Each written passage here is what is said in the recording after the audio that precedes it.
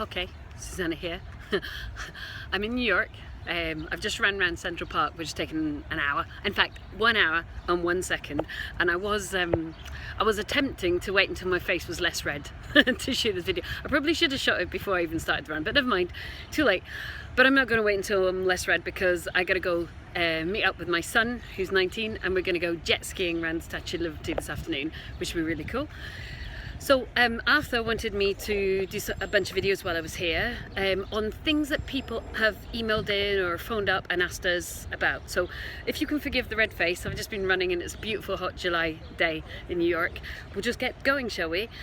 One of the main things we get asked is, how do I start? And I've been kind of mulling that over on the run.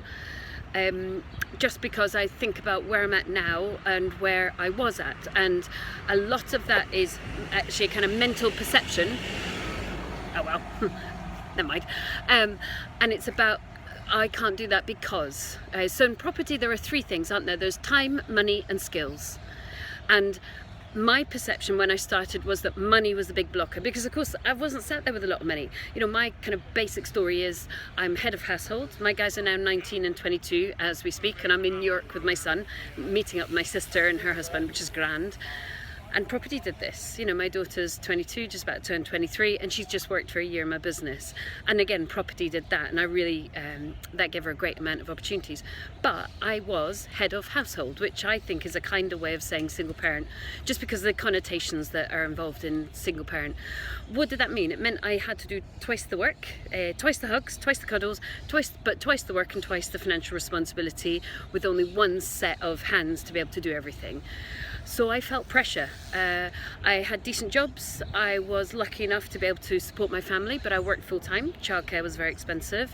And I do remember a moment a few years ago, just before I started property, where all of my white goods failed. Now as a mum, now if you're listening to this and you're not a mum, you're like, oh, for heaven's sake, Susannah.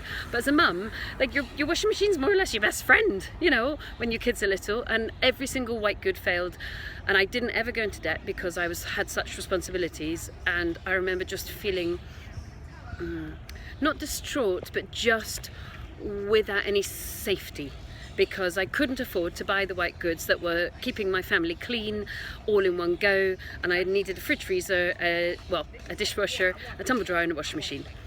So I had to choose, and that felt very, very uncomfortable, only being able to decide between a fridge freezer and a washing machine, and then what was the next one, and really that was like us for 5 or 6 months. Whereas now, of course, I've got tons of washing machines, tons of dishwashers, tons of fridge freezers, and it's all because of property. And I'm on holiday in New York, even if I'm looking a bit red-faced, and again, it's all because of property. So how do you start? Well, number one is you read tons of books, or you listen to them on audio, whatever your thing is. But I think what you've got to do is look at where you are at now and your kind of mindset now. And I'm not a massive mindset person. I'm like a get on and make it happen person. And then read about people who've done it already, try and take the lessons from what they've done and try and look at what you can do to implement some of their learnings so that you too can get going on it. So the book that, like so many of us, that really changed my life was Rich Dad Poor Dad, thinking about assets that pay for expenses, which is what we got going on here.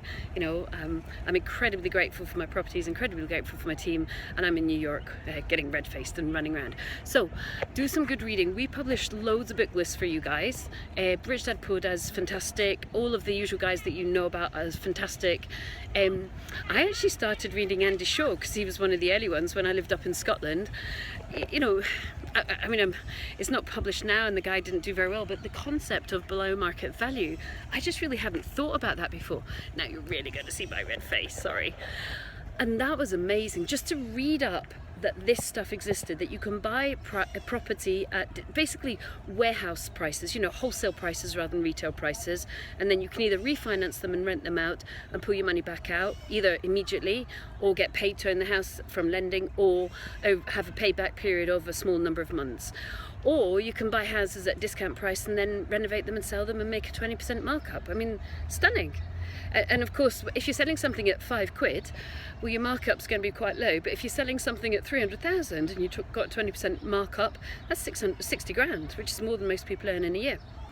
So I'd start off by reading a bunch of books, and then I'd start by asking you to write a business plan. And yeah, I'm sorry about the red face. I literally have just run around Central Park.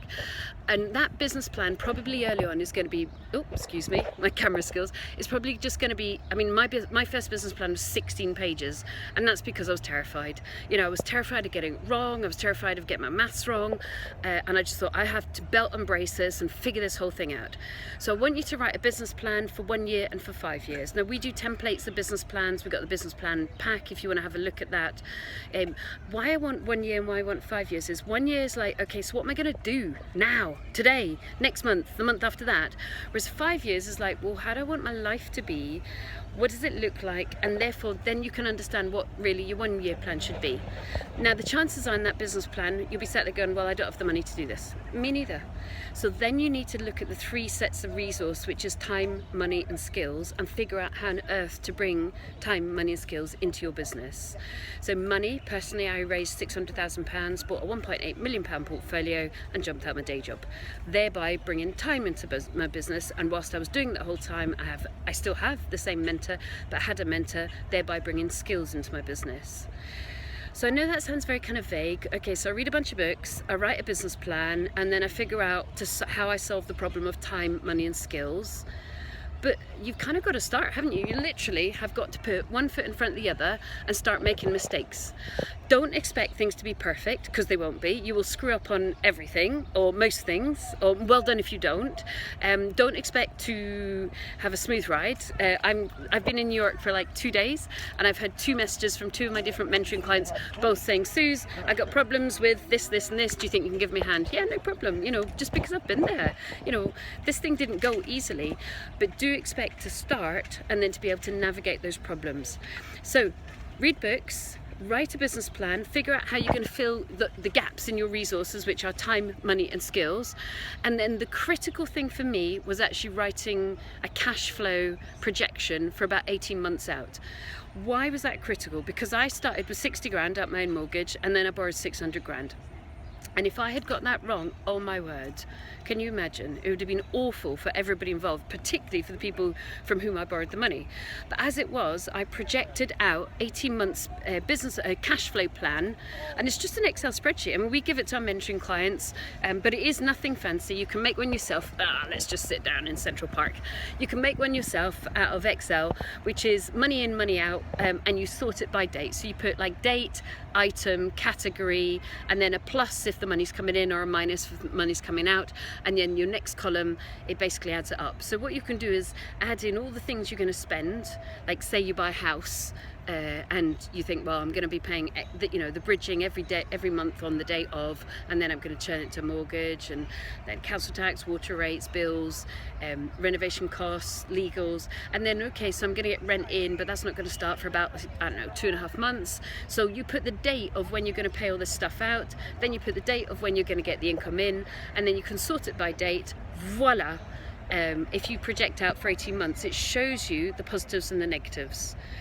And yeah, there probably will be some negatives early on, and yeah, it will be probably totally frightening.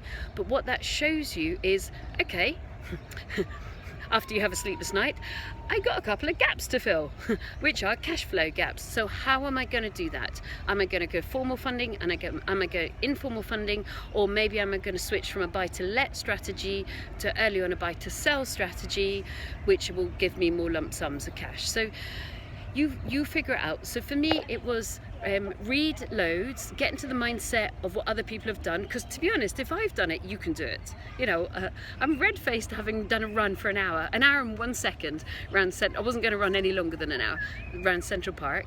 So if I can do it, you guys can do it. Write a business plan. Don't worry if it's like a massive business plan, they'll get shorter and shorter. There's a really good website called businessballs.com, I think it is. Terrible name, but a good website, and it tells you how to write a business plan. I want you to write a 1-year business plan and a 3-year business plan, 5-year business plan. And then I want you to think about the 3 resources you're going to bring to your business, which is time, money, and skills, and how you are going to fill all those 3 gaps. So how are you going to get money? Is it commercial funding, residential funding? Is it private investment funding? And then how are you going to get skills? Is it through mentoring, through training, through reading, through working with other people who do the stuff? And how are you going to get time? Is it through employing other people, or going maybe part-time in your current job, or going full-time into property? And how soon can you afford to do that? And my key tip to you is time is the game changer. If so everybody, you're going to think money's the game changer. It really isn't. It's time. The more time you can put into making your property business work, the more successful it will be. So I hope, red-faced, that's a really good starter for 10 for you. So read books or audio or whatever you want, but learn from others that have done it. Write a business plan, 1 year and 5 years, fill out the gaps, time, money, skills, and then write a good cash flow plan. Panic and then go, okay, there are some gaps in my cash flow, how am I going to fill them? Then write that, so that really what you're doing is you're panicking or you're not sleeping 9 months or 6 months in advance of the incident, not the day before, having suddenly discovered you got a problem. That is how to start, and then find yourself somebody to be accountable to. If you tell people you're going to do this, well, you've got to do it. Or if you've got friends who are also doing it, and I still have a really good friend who started at the same time as me, and we'd phone each other up and go, how scared are you? Yeah, totally terrified. You know, and step out of your comfort zone and make it happen, because you know the best time to buy property was 20 years ago, and the second best time to buy property is today.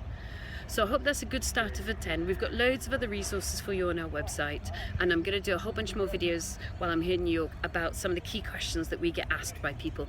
But how do I start? Business plan, cash flow plan, time, money, skills, read books, get going. Good luck, and I'll try and get less red face for the next vid. See you soon. Bye.